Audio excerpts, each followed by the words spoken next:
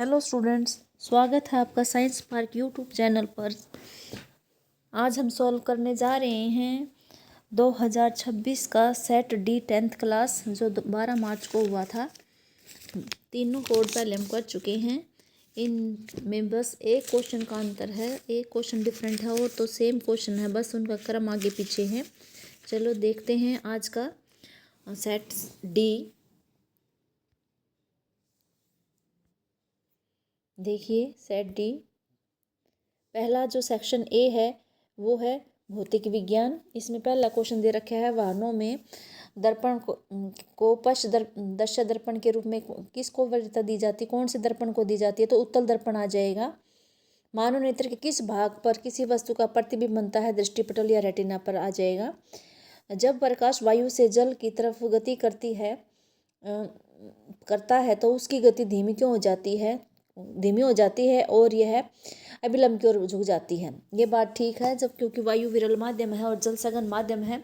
सघन माध्यम में का अपवर्तनांक ज़्यादा होता है और जब प्रकाश की किरण विरल माध्यम से सघन माध्यम में जाती है तो उसकी गति भी धीमी हो जाएगी और अभिलंब की ओर भी झुक जाएगा। तो अभिकथन सत्य है।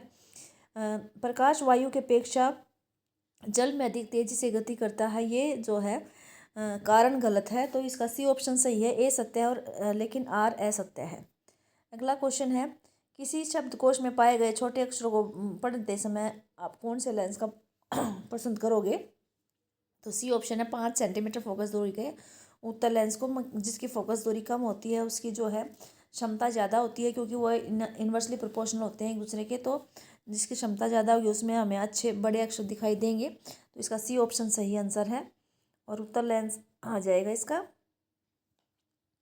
अभी नेत्र लेंस की फोकस दूरी में परिवर्तन किया जाता है, पक्षमा विपेशी द्वारा किया जाता है। तो इसका सी ऑप्शन सही है। उस उत्तल दर्पण की फोकस दूरी ज्ञात कीजिए जिसकी वक्रता त्रिज्या 32 सेंटीमीटर है और 2 मीटर फोकस दूरी वाले किसी अवतल लेंस की क्षमता ज्ञात करनी है। तो देख लेते हैं।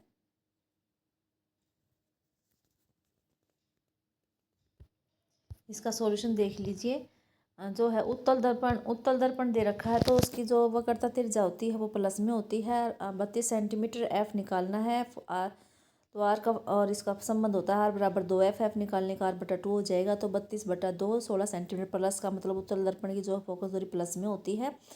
अब अगला जो सवाल दे रखा है, फोकस दूरी 2 मीटर दे रखी है और हमें लेंस की क्षमता निकालनी है, पी निकालना है। पी का फार्मूला हो जाएगा बटा F और 1/2 हो जाएगा, 0.50 डायप्टर आ जाएगा। अब माइनस चिन्ह क्यों आया है? क्योंकि अब तो लेंस की क्षमता होती है वो ऋणात्मक होती है, इसलिए -0.50 डायप्टर आ जाएगा इसका आंसर। अगला क्वेश्चन देखिए, 7वां है। ये जो अलग क्वेश्चन दे रखा है ABC कोड का, एक क्वेश्चन अलग होता है। तो ये देखिए 2 नंबर का क्वेश्चन अलग है। किसी विद्युत बल्ब के तंतु में से 0.5 एम्पीयर विद्युत धारा 10 मिनट तक प्रवाहित होती है। यानी कि कोई बल्ब है 0.5 एम्पीयर विद्युत धारा वाला है और उसमें 10 मिनट तक ये धारा प्रवाहित होती है। विद्युत परिपथ से प्रवाहित विद्युत आवेश का परिमाण ज्ञात करना कि वह आवेश कितना हुआ प्रवाहित हुआ। देखिए इसका आई दे रखा है 0.5 एम्पियर, टी दे रखा है 10 मिनट में। हम इसको सेकंड में बदल लेंगे तो 600 सेकंड आ जाएगा। विद्युत धारा का जो है सूत्र होता है Q/T। तो Q निकालना है, Q का फार्मूला आ जाएगा Q बराबर IT। आई हमारा 0.5 एम्पियर गुना 600 हो जाएगा। पॉइंट हटाने के लिए 10 लगा देंगे, 0 से 0 कट जाएगा, 60 × 300 कूलाम आ जाएगा। इस तरह से आप ये क्वेश्चन कर सकते हैं। अगला है भूसंपर्क तार का क्या कार्य है? धातु के आवरण वाले विद्युत साधित्रों को भूसंपर्कित करना क्यों आवश्यक है? भूसंपर्क तार की कार्यविधि क्या है? भूसंपर्क तार घर के निकट भूमि के भीतर बहुत गहराई पर स्थित धातु की प्लेट से जुड़ा होता है। भूसंपर्क तार का प्रयोग विशेषकर विद्युत इस्त्री, टोस्टर, मेज का पंखा, रेफ्रिजरेटर आदि धातु के आवरणों वाले विद्युत साधित्रों में सुरक्षा के उपाय की तरह किया जाता है। यानी कि ये सुरक्षा युक्ति होती है, एक तरह से करंट से बचाती है। जो बड़े बड़े जिसमें विद्युत धारा ज़्यादा वोल्ट वाले जो होते हैं, जो ज़्यादा विद्युत शक्ति वाले जो विद्युत उपकरण होते हैं उसमें इसका उपयोग किया जाता है, ताकि उसमें अगर करंट आ जाए तो वो करंट जो है सीधा धरती में चला जाए और वो उसका विभव जो है शून्य के बराबर हो जाए। और जो मानव है जिसने उसको इस्तेमाल किया है उस साधित्र को, वो उसको विद्युत शॉक ना लगे, आघात ना लगे, करंट से बचाता है और सुरक्षा करता है। इस तरह से आप ये कर सकते हैं। अगला क्वेश्चन देख लेते हैं। ये यहाँ पर जो है आठ ही क्वेश्चन थे। अगला देखते हैं 9वां। इसका इंटरनल चॉइस में दे रखा है चुंबकीय क्षेत्र रेखा में गुणों की सूची बनाइए। चुंबकीय क्षेत्र रेखा में गुण है, चुंबकीय क्षेत्र रेखाएं उत्तर ध्रुव से प्रकट होती है और दक्षिण ध्रुव पर विलीन हो जाती हैं। चुंबकीय क्षेत्र रेखाएं कहीं भी एक दूसरे को प्रतिच्छेद नहीं करती। छड़ चुंबक के भीतर चुंबकीय क्षेत्र रेखाओं की दिशा दक्षिण ध्रुव से उत्तर ध्रुव की होती है, इसलिए चुंबकीय क्षेत्र रेखाएं बंद वक्र होती हैं। अंतिम पंक्ति में बैठे किसी विद्यार्थी को श्यामपट्ट पढ़ने में कठिनाई होती है या यह विद्यार्थी किस दृष्टि दोष से पीड़ित है, इसे किस प्रकार संशोधित किया जा सकता है। यह जो है व्यक्ति या विद्यार्थी है जो निकट दृष्टि दोष से पीड़ित है, इस दोष को अवतल लेंस लगाकर संशोधित किया जा सकता है। चित्र देखिए, ये दिखा रखे चित्र है, निकट दृष्टि दोष है, उसका नेत्र का दूर बिंदु जो है निकट आ जाता है। और ये देखिए इसका जो प्रतिबिंब है ये रेटिना पर न बनकर रेटिना से पहले बनता है। जब हम अवतल लेंस लगा देंगे तो देखिए प्रतिबिंब दोबारा से रेटिना पर बनने लग जाएगा, यानी इसका संशोधन हो जाएगा, हमें साफ दिखाई देने लग जाएगा दूर का। तो ये इस तरह से क्वेश्चन हो जाएगा। अगला है 10वां क्वेश्चन जो 5 नंबर का है, इसमें 2 भागों में है, ए और बी। ए वाला जो है विद्युत संचारण के लिए प्राय कॉपर तथा एल्यूमिनियम के तारों का उपयोग क्यों किया जाता है, ये 2 नंबर का दे रखा है। तो देखिए एल्यूमिनियम और कॉपर विद्युत के अच्छे चालक हैं तथा इनकी प्रतिरोधकता भी कम होती है। जब इनमें से विद्युत धारा प्रवाहित होती है तो ऊष्मा के रूप में हानि बहुत कम होती है। अच्छा चालक है, प्रतिरोधकता कम है और ऊष्मा के रूप में हानि कम होती है। 3 मेन बातें हैं इसमें। अगला क्वेश्चन क्या है, अगला है दूसरा है जो न्यूमेरिकल है 3 नंबर का है। 400 वाट अनुमत का कोई विद्युत रेफ्रिजरेटर 8 घंटे हर रोज़ चलाया जाता है। 3 घंटे इसका खर्चा है 1 यूनिट का। 1 किलोवाट घंटा के WH का 30 दिन का खर्चा निकालना है। देखिए पी शक्ति दे रखी है उसकी फ्रिज की 400 वाट है, उस 8 घंटे समय 8 घंटे दे रखा है, तो ऊर्जा कितनी खर्च की उसने बताए। W निकालें, W का P गुना T 400 की 8 से गुना कर देंगे 3200 वाट घंटे हो जाएगा। इसको किलोवाट घंटे बदल लेंगे 1000 से डिवाइड करके, तो 3.2 किलोवाट घंटा आ जाएगा। एक दिन में जो खर्च हो रही है वो है 3.2 किलोवाट घंटा और 30 दिन का टोटल खर्च ऊर्जा आ जाएगी 96 किलोवाट घंटा। और 1 किलोवाट घंटा का खर्च 3 रुपये और 96 यूनिट के WH का हो जाएगा 288 रुपये। इस तरह से आप इस क्वेश्चन को आराम से कर सकते हैं, बिल्कुल इजी क्वेश्चन है। ये हमारा जो 10वां क्वेश्चन है कंप्लीट हो गया है। अब इसके जो इंटरनल चॉइस में दे रखा है 5 नंबर वाले इंटरनल चॉइस में आते हैं, उसमें उसके बदले में आप ये भी कर सकते हैं। श्रेणी क्रम में संयोजित करने के स्थान पर वैद्युत साधनों को बैटरी के साथ पार्श्व क्रम में संयोजित करने के क्या लाभ हैं। वैद्युत युक्तियों को पार्श्व क्रम में संयोजित करने के लाभ देखिए। प्रत्येक उपकरण को पूर्ण वोल्टता मिलती है। अगर हम पार्श्व क्रम में जोड़ते हैं तो सभी को वो अपने क्षमता के अनुसार कार्य करते हैं और उसका प्रतिरोध भी कम हो जाता है, जिस स्रोत को अधिक धारा प्राप्त होती है। प्रत्येक उपकरण है उसको स्वतंत्र रूप से चालू या बंद कर सकते हैं, उनका सबका अलग अलग स्विच होता है, तो इससे अन्य उपकरणों पर कोई प्रभाव नहीं पड़ता। मान लीजिए हमें पंखा चलाना है तो पंखे का स्विच ऑन करके हम पंखा चला लेते हैं। ये सब पार्श्व क्रम में पॉसिबल है, श्रेणी क्रम में पॉसिबल नहीं है। श्रेणी क्रम का मतलब है एक बटन से ही, एक स्विच से ही सबको ऑन करना, सभी को ऑफ करना, तो ये ऐसा नहीं हो सकता, ये पार्श्व क्रम में पॉसिबल है। अगला है यदि कोई एक उपकरण खराब हो जाता है तो भी अन्य उपकरण सामान्य रूप से कार्य करते रहते हैं क्योंकि परिपथ बाधित नहीं होता। अब ये देखिए जैसे दिवाली के अवसर पर जो लड़ियाँ लगाते हैं उसमें एक लड़ी ख़राब होने से जो है सारी लड़ियाँ बंद हो जाती हैं, वो श्रेणी क्रम में होती है और उसको ढूंढने में टाइम लग जाता है कि कौन सा बल्ब इनमें ख़राब है। तो इस तरह से समय की भी बर्बादी होती है, पैसे की भी बर्बादी होती है। तो हमें जो है विद्युत परिपथ है जो पार्श्व क्रम में ही संयोजित करना चाहिए। अगला है इसका बी भाग है 2 ओम 3 ओम और 6 ओम के 3 प्रतिरोधकों को किस प्रकार संयोजित करेंगे कि संयोजन का कुल प्रतिरोध 4 ओम या 1 ओम हो। ये देख लेते हैं। देखिए इस तरह से 4 केस बना रखे, 4 में से 2 ही पॉसिबल होंगे जो 4 और 1 के लिए होंगे। R1 2 ओम है, R2 है 3 ओम, R3 6 ओम है। पहले श्रेणी क्रम में जोड़ के देख लेते हैं 10 ट्रायल मेथड से। तो तीनों को जोड़ेंगे तो इसका formula R = R1 + R2 + R3 है, तो 2 3 5 और 6 11 ओम हो जाएगा। तो ये 4 ओम से ज़्यादा हो गया, 1 ओम से भी ज़्यादा हो गया। अब तीनों प्रतिरोधकों को अगर समांतर क्रम में जोड़ेंगे तो 1/R = 1/R1 + 1/R2 + 1/R3 1/2 ओम + 1/3 ओम + 1/6 ओम। 6 LCM आ गया तो 6/6 1 ओम आ गया। तो 1 ओम आ रहा, हमने पूछ रखा था अभी कैसे करेंगे 1 ओम कैसे आएगा। तो हम तीनों को अगर हम उसमें जोड़ देते हैं,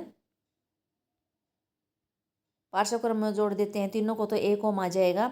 फिर हम अगला जो है R1 और R2 को श्रेणी क्रम में जोड़ते हैं। श्रेणी क्रम में जोड़ने से 2 और 3 5 ओम हो जाता है। 5 और 6 को फिर हम समांतर क्रम में जोड़ लेते हैं। 5 और 6 को समांतर क्रम में जोड़ेंगे तो ये 30/11 2.72 ओम आ जाएगा। लास्ट में क्या करते हैं, जो R2 और R2 3 है और R3 6 ओम है, इन दोनों को जोड़ लेंगे तो समांतर क्रम में जोड़ लेंगे तो ये आ जाएगा हमारा 2 ओम। और जो R1 हमारा 2 ओम है, R1 और इस 2 ओम को हम श्रेणी क्रम में जोड़ देंगे तो 4 ओम आ जाएगा। तो इस तरह से हम ये कर सकते हैं।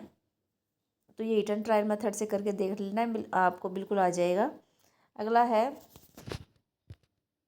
सेक्शन बी स्टार्ट हो गया है, केमिस्ट्री रसायन विज्ञान। पहला क्वेश्चन है कि धातु का कौन सी धातु कमरे के ताप पर द्रव होती है, पारा धातु होती है। कौन सी अधातु है जो विद्युत की सुचालक होती है, ग्रेफाइट होती है। अगला है इनमें से अभिकथन और कारण वाला देखिए। जब जिंक की छड़ को कॉपर सल्फेट के विलयन में डुबाया जाता तो इसका रंग नीले से रंगहीन हो जाता है, ये ठीक है। जिंक कॉपर की तुलना में अधिक अभिक्रियाशील धातु है और इसे इसके विलयन से विस्थापित कर जिंक सल्फेट का विलयन बना देता है। दोनों ये बातें ठीक हैं, तो ए और आर दोनों सत्य हैं और आर ए की सही व्याख्या है। आयरन ऑक्साइड प्लस एल्यूमिनियम, तीर का निशान, एल्यूमिनियम ऑक्साइड प्लस आयरन, ये कौन सी अभिक्रिया है, ये विस्थापन अभिक्रिया है, क्योंकि जो एल्यूमिनियम है वो आयरन से अधिक अभिक्रियाशील है और आयरन को आयरन ऑक्साइड से विस्थापित कर देता है और खुद एल्यूमिनियम ऑक्साइड बना लेता है और आयरन फ्री हो जाता है। अगला क्वेश्चन है हाइड्रोजन किसके साथ मिलकर हाइड्रोजन क्लोराइड बनाएगी, तो हाइड्रोजन क्लोरीन के साथ मिलकर हाइड्रोजन क्लोराइड बनाती है। अगला देख लेते हैं क्वेश्चन क्या है।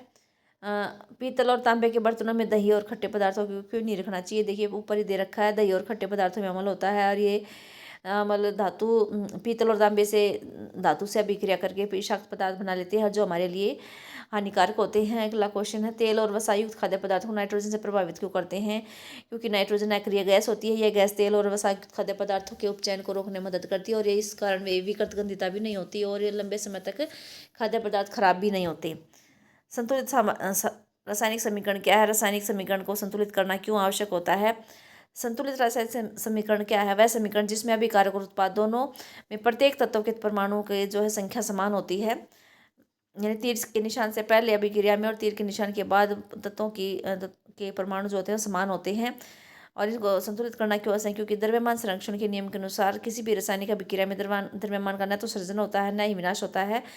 इस नियम को संतुष्ट करने के लिए ही अभिकारक और उत्पादों का द्रव्यमान समान रखते हैं ताकि वो समीकरण संतुलित हो जाए। अगला क्वेश्चन है उभयधर्मी ऑक्साइड क्या होते हैं, दो उभयधर्मी ऑक्साइडों का उदाहरण दीजिए। देखिए लास्ट में दे रखा है वे धातु ऑक्साइड जो अम्ल और अक्षार को दोनों के साथ अभिक्रिया कर लवण और पानी बनाते हैं वे उभयधर्मी ऑक्साइड कहलाते हैं, जैसे एल्यूमिनियम ऑक्साइड और जिंक ऑक्साइड। अगला क्वेश्चन है क्या क्षारीय विलयन में एच आयन होते हैं, अगर हाँ तो यह अक्षारीय क्यों होते हैं। हाँ भाई, अक्षार के विलयन में एच आयन उपस्थित होते हैं। अक्षार के विलयन में ओ एच आयन की सांद्रता एच आयन से अधिक होने के कारण वे अक्षारीय होते हैं, क्षार के प्रभाव दिखाते हैं। अगला क्वेश्चन देख लेते हैं। इलेक्ट्रॉनिक बिंदु संरचना बनानी है हाइड्रोजन सल्फाइड और प्रोपेनॉन की। ये देखिए हाइड्रोजन सल्फाइड जो देखिए हाइड्रोजन की तो के पास तो एक इलेक्ट्रॉन होता है, सल्फर है इसके बाहरी वाले कोश में 6 इलेक्ट्रॉन होते हैं, क्योंकि 16 इसकी परमाणु संख्या 2 8 6 वितरण करेंगे तो 2 8 6 हो जाएगा। बाहर वाले कोश में 6 इलेक्ट्रॉन, तो इसको 2 इलेक्ट्रॉन चाहिए अपना अष्टक पूरे करने के लिए। तो ये क्या करता है, 2 हाइड्रोजनों के साथ अपने इलेक्ट्रॉनों की साझेदारी कर लेता है, 2 वाले। और ये फिर क्या है इलेक्ट्रॉन बिंदु संरचना देखिए, हाइड्रोजन और इसके साथ साथ एक एक इलेक्ट्रॉन की साझेदारी हो रही है। तो ये इस तरह से आप इलेक्ट्रॉन डॉट स्ट्रक्चर बना सकते हैं। प्रोपेनॉन में देखिए CH3 C double bond O CH3, जो पहले वाला कार्बन है वो एक आबंध तो बना रहा है दूसरे कार्बन के साथ और 3 बना रहे 3 अलग अलग हाइड्रोजन के साथ, तो 4 कार्बन ऐसे हाइड्रोजन ये आबंध बना रहे हैं। फिर जो बीच में है सी द्विआबंध हो, इसमें देखिए एक बीच वाला जो कार्बन है एक पहले वाले और एक तीसरे वाले कार्बन के साथ अपना साझेदारी कर रहे हैं और 2 जो इलेक्ट्रॉन बच गए हैं वो ऑक्सीजन की लास्ट में दो होते हैं उसके साथ कर लेगा। तो इससे सब की जो है पूरा हो जाएगा अष्टक। तो इस तरह से आप बना सकते हैं। अगला देख लेते हैं क्वेश्चन क्या है, हाइड्रोजनीकरण क्या है, इसका औद्योगिक अनुप्रयोग क्या है। हाइड्रोजनीकरण देखिए पैलेडियम या निकल उत्प्रेरक की उपस्थिति में असंतृप्त हाइड्रोकार्बन हाइड्रोजन से जुड़कर संतृप्त हाइड्रोकार्बन बनाते हैं, इसे हाइड्रोजनीकरण या संकलन अभिक्रिया कहते हैं, क्योंकि संकलन से के नाम से भी क्वेश्चन आ जाता है तो आपको अच्छे से करना है। हाइड्रोजनीय कण का उपयोग वनस्पति तेलों से वनस्पति घी बनाने में किया जाता है। देखिए सभी क्रिया समझते हैं कैसे बनते हैं। देखिए असंतृप्त हाइड्रोकार्बन वनस्पति तेल होते हैं। इसमें सी और सी के बीच में द्विआबंध होता है और साइड में हाइड्रोकार्बन चेन लगी हुई है। आर कितने भी कार्बन की हो सकती है। जब इसको निकल या पैलेडियम की उपस्थिति में हाइड्रोजन डालकर इसका हाइड्रोजनीकरण करते हैं तब ये सी और सी के बीच में द्विआबंध टूट जाता है और सिंगल आबंध हो जाता है और हाइड्रोजन के साथ जुड़ जाते हैं इन कार्बन के साथ और इस तरह संतृप्त हाइड्रोकार्बन बन जाता है। वनस्पति घी बन जाता है। वनस्पति तेल से वनस्पति घी। इस तरह से ये क्वेश्चन लिखा जा सकता है। अगला देखिए इसके इंटरनल चॉइस में दे रखा है कि साइक्लोपेंटेन का सूत्र और इलेक्ट्रॉन बिंदु संरचना क्या होगी और समझाती श्रेणी। ये दो हैं इंटरनल चॉइस में। तो ये देखिए साइक्लो माने साइकिल, पेंटेन माने 5 कार्बन वाली साइकिल। ये देखिए पंचभुज के रूप में कार्बन लगा रखे हैं। पंचभुज है तो हर एक कार्बन जो पंचभुज में है इसके दोनों साइड वाले कार्बन के साथ आबंध बनाए हुए हैं और 2 जो इलेक्ट्रॉन इसके शेष हैं वो 2 हाइड्रोजन के साथ यौगिक बनाए हुए हैं। तो इस तरह से ये देखिए इसकी इलेक्ट्रॉनिक बिंदु संरचना। एक जो कार्बन है ये देखिए कार्बन अगले कार्बन से और इधर वाले कार्बन से दोनों से साझेदारी करके अपना जो है सहसंयोजी आबंध बना रखा है और दो हर एक का कार्बन 2 हाइड्रोजन के साथ भी इलेक्ट्रॉनों की साझेदारी करके सहसंयोजी आबंध बनाते हैं। तो इस तरह से साइक्लोपेंटेन की आप इलेक्ट्रॉन बिंदु संरचना दर्शा सकते हैं। बिल्कुल ईजी है। अगला क्वेश्चन देख लेते हैं। समझाती श्रेणी क्या है उदाहरण के साथ समझाइए। ये इंटरनल चॉइस वाला क्वेश्चन है। हाइड्रोकार्बन यौगिकों की ऐसी श्रृंखला जिसमें कार्बन श्रृंखला में स्थित हाइड्रोजन को एक ही प्रकार का प्रकार्यात्मक समूह प्रतिस्थापित करता है उसे समझाती श्रेणी कहते हैं। जैसे मैथेन में एथेन में CH2 या 14U का इकाई का अंतर होता है और एथेन और प्रोपेन में भी CH2 इकाई और 14U का इकाई 14U आणविक द्रव्यमान का ही अंतर होता है। इस तरह से आप ये एग्जाम्पल दे सकते हैं।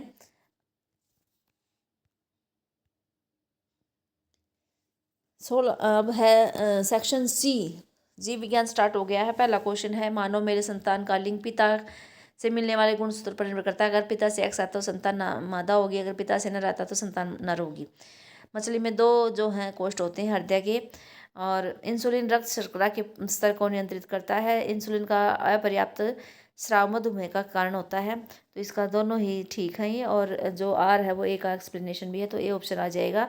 ए और आर दोनों सत्य है और ए की सही व्याख्या करता है। मनुष्य में वृक्क एक तंत्र का भाग है जो संबंधित है उत्सर्जन से। सी ऑप्शन आ जाएगा इसका सही आंसर। माइटोकॉन्ड्रिया है, इसमें जो पायरुवेट का विखंडन होकर कार्बन डाइऑक्साइड जल और ऊर्जा बनाते हैं।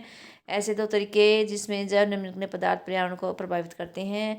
जैव निम्नलिखित पदार्थ अपघटित होकर मृदा की उर्वरा शक्ति को बढ़ा देते हैं। प्राकृतिक ये खाद का काम करते हैं। जब जैव निम्नीकरण पदार्थ का अपघटन होता है तब पर्यावरण में दुर्गंध फैल जाती है जिससे पर्यावरण भी प्रदूषित हो जाता है। आप और कोई भी 2 लिख सकते हैं। भोजन के पाचन में लार की क्या भूमिका है। देखिए लार भोजन को चिकना बनाती है जिससे भोजन को चबाने और निगलने में सहायता मिलती है। लार में अम्लेज या टाइलिन एंजाइम होता है जो मुंह में कार्बोहाइड्रेट के पाचन को में सहायता करती है। कार्बोहाइड्रेट अम्लेज सरल शर्करा में कन्वर्ट कर देता है। अगला क्वेश्चन देखते हैं। मेंडल के प्रयोगों से कैसे पता चला कि विभिन्न लक्षण स्वतंत्र रूप से वंशानुगत होते हैं। ये है मेंडल ने क्या किया था, उसने अध्ययन किया था। मेंडल ने मटर के 2 विकल्पी जोड़ों का संकरण करा के पता लगाया था कि लक्षण जो है स्वतंत्र रूप से वंशानुगत होते हैं। उसने गोल हरे झुर्रीदार पीले बीजों के बीच संकरण करवाया। F1 संतति में सभी गोल और पीले बीज उत्पन्न हुए। फिर मेंडल ने F1 संतति के बीच स्वपरागण कराया। F2 संतति में कुछ गोल पीले, कुछ झुर्रीदार पीले और कुछ पौधे गोल और हरे थे, कुछ पौधे झुर्रीदार और हरे थे। F2 पीढ़ी में नए संयोजन देखने को मिले। इससे पता चलता है कि गोल और झुर्रीदार लवण वाले जो लक्षण वाले और पीले और हरे लक्षण वाले जो है स्वतंत्र रूप से वंशानुगत होते हैं। इस तरह से उसका ये जो है नियम सिद्ध हो गया था। अगला क्वेश्चन देख लेते हैं। निम्न क्रियाएं मस्तिष्क के किस भाग द्वारा होता है। सोचने की क्रिया अगर मस्तिष्क के परम मस्तिष्क द्वारा होता है। लार आना मेडुला के पश्च मस्तिष्क द्वारा। सीधी रेखा में पश्च मस्तिष्क अनुमस्तिष्क द्वारा होता है। तो ये तीनों ऑप्शन हो जाएंगे, इनके 3 जो हैं आंसर हो जाएंगे। अगला क्वेश्चन जो है मेंडल के प्रयोगों से कैसे पता चला कि विभिन्न लक्षण स्वतंत्र। अच्छा ये तो हो गया। अगला देख लेते हैं। अच्छा आप इसमें जो है ये लक्षण स्वतंत्र रूप से वंशानुगत होते हैं। इसमें आप ये पनट स्क्वायर का बना के भी समझा सकते हैं, क्योंकि बड़ा क्वेश्चन है तो इसको ऐसे समझाओगे तो अच्छे से समझ में आ जाएगा। जैसे गोल हरे बीज लिए और झुर्रीदार वाले पीले बीज लिए। गोल हरे बीज के लिए कैपिटल आर स्मॉल वाई। झुर्रीदार पीले बीज के लिए स्मॉल आर कैपिटल वाई। जब ये युग्मक बनेंगे capital R small R capital Y बन जाएंगे। F1 जनरेशन में सभी गोल पीले आ जाएंगे, क्योंकि गोल पीले बीज F1 में एक्सप्रेस कर रहे हैं तो ये परवाई विलक्षण हो गए। ठीक है। हरा झुर्रीदार जो है फिर अपरवायु विलक्षण है, जो दिखाई नहीं दिया। फिर F1 संतति वालों का फिर स्वपरागण कराया। RR YY capital R capital Y small Y, दो हो गए। इस तरह से में नर और मादा के दोनों के हो गया। अब इनके युग्मक देखिए, capital R capital R small R capital Y और स्मॉल वाई। इस तरह से चार तरह के नर और मादा के चार चार तरह के जो है युग्मक बन गए। फिर देखिए पनट स्क्वायर में क्या दिखाई दे रखा है। जो गोल हरे हैं, गोल पीले हैं, वो उनके 9 आएंगे। टिक का निशान इसका सिंबल है। गोल हरे 3 स्टार का निशान है। जुरीदार पीले 3 प्लस इसका सिंबल है। जुरीदार हरे यहाँ 1, इसके लिए हमने 0 लगाया है। तो 9:3:3:1 रेशो आ जाएगी F2 F2 जो हमारी तो इसमें देखिए पहला जो है गोल पीला है, दूसरा भी गोल पीला है, तीसरा गोल पीला, चौथा भी गोल पीला, पांचवा भी लेकिन फिर अब देखिए ये 7वां 5वें के नीचे ही गोल पीला है। फिर 8वें वाला गोल पीला है, 9वां गोल पीला। इस तरह से 9 के 9 गोल पीले हो गए। फिर जो जो स्टार वाले हैं गोल हरे, दूसरा गोल हरा ये वाला हो गया। फिर है ये गोल हरा नीचे आ गया, 3 गोल हरे हो गए। तो इस तरह से झुर्रीदार पीले भी 3 है, ये झुर्रीदार पीला हो गया, ये भी हो गया, ये हो गया। स्मॉल आर दोनों स्मॉल आर है, कैपिटल वाई स्मॉल आई, ये हमारे झुर्रीदार पीले हो गए।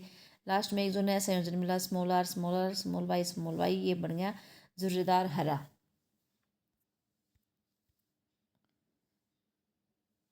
अब ये जो इंटरनल इसमें चॉइस में दे रखा है कि आउटो ग्रंथि से कौन सा थायरॉक्सिन से हार्मोन निकलता है, अग्नाशय से इंसुलिन, और अधिव्य ग्रंथि से एड्रेनलिन हार्मोन निकलता है। ऋतुस्राव क्यों होता है।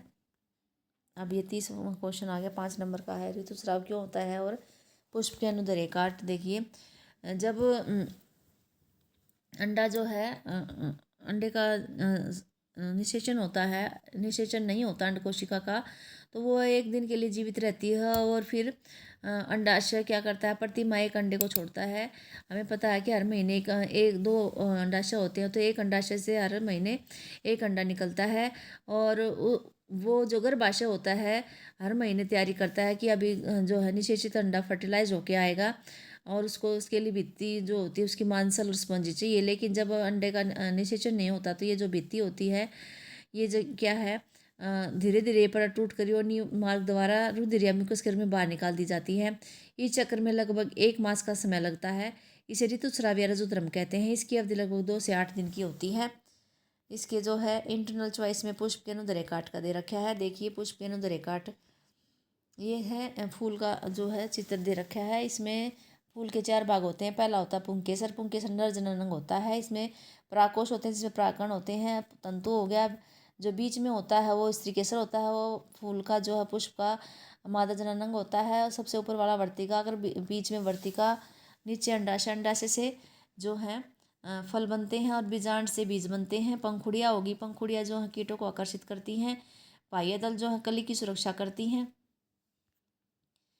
अब इंटरनल चॉइस में क्या दे रखा है, मानव में वृषण क्या कार्य है, शुक्राणु निर्माण है, टेस्टोस्टेरोन हार्मोन का उत्पादन और श्रावण करता है। ये हाइड्रा के में मुकुलन के चित्र से बताना है। देखिए मुकुलन है, हाइड्रा जैसे कुछ प्राणी होते हैं, इसमें पुनर्जनन की क्षमता जो है वाली कोशिकाएं होती हैं और ये मुकुलन का निर्माण करती हैं। हाइड्रा में जब ये कोशिकाएं विभाजन करती हैं तो एक स्थान पर उभार विकसित हो जाता है। देखिए नीचे दिखा रखा है उभार फिर विकसित होकर जो है मुकुल बना देता है, वृद्धि करता हुआ, और फिर ये मुकुल करता हुआ पूर्ण रूप से विकसित हो जाता है। और ये हाइड्रा जो है जनक पौधे से जनक हाइड्रा से अलग हो जाता है और एक स्वतंत्र जीव बन जाता है। इस तरह से जो है आज का ये सेट डी कंप्लीट हो गया है। आपने अपने क्वेश्चन पेपर का मिलान कर लिया होगा, आपका क्वेश्चन कैसा हो गया और आपका अंदाज़ा हो गया होगा कि अपने आपके इसको साइंस वाले पेपर में कितने मार्क्स आएंगे। तो अगर आपको वीडियो पसंद आ रही हैं तो आप ज़रूर लाइक करें, और कोई डाउट है तो कमेंट करें, और 10वीं वाले बच्चों को ज़रूर शेयर करें, और चैनल पर नए हैं तो सब्सक्राइब ज़रूर करें। और अगली जो है उसके लिए अब तो अगली वीडियो तो 12वीं क्लास के क्वेश्चन पेपर के लिए डाली जाएगी। अब 10वीं के तो सभी क्वेश्चन पेपर डाल दिए गए हैं, तो आप अपनी तैयारी रखना, 11वीं क्लास के लिए तैयार रहना। Thanks for watching.